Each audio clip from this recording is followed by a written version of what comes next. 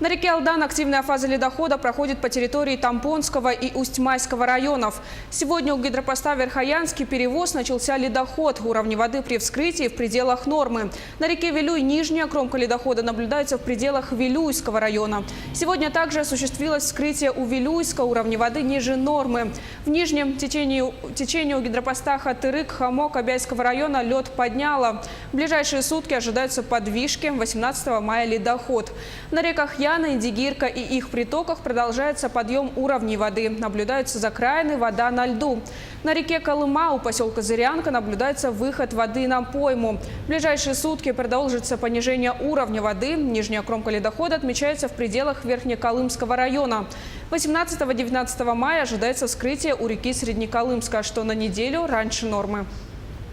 Активная фаза ледохода на реке Лени проходит по территории Алекминского и Хангаласского района. Верхняя кромка у села Чапаева Алекминского района. Нижняя кромка наблюдается в районе города Покровска. На участке Табага-Якутск продолжается повышение уровней воды. На прямой связи со студией Дмитрий Тымыров с Табагинского мыса. Дмитрий, здравствуй. Расскажи, какая ситуация сейчас наблюдается, есть ли подвижки льда в том районе? Добрый день, Кристина. Ну, как уже было сказано, сейчас ледоход проходит под городом Покровска, там густой ледоход. Но здесь, в районе Табагинского мыса, лед пока стоит и никуда уходить не собирается. Наблюдаются подвижки льда и полынья. Хочется сказать, что жителям столицы наблюдать ледоход под городом Якутском. Возможно, это произойдет уже этой ночью или последующие сутки. Кристина?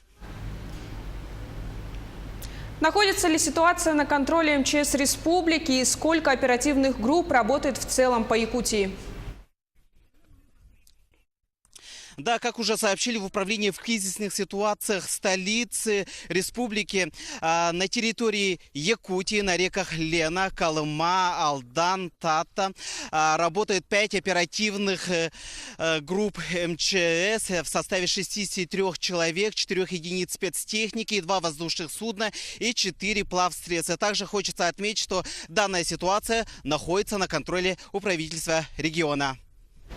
Дмитрий, спасибо. Я напомню, на прямой связи со студией был наш корреспондент Дмитрий Тымыров.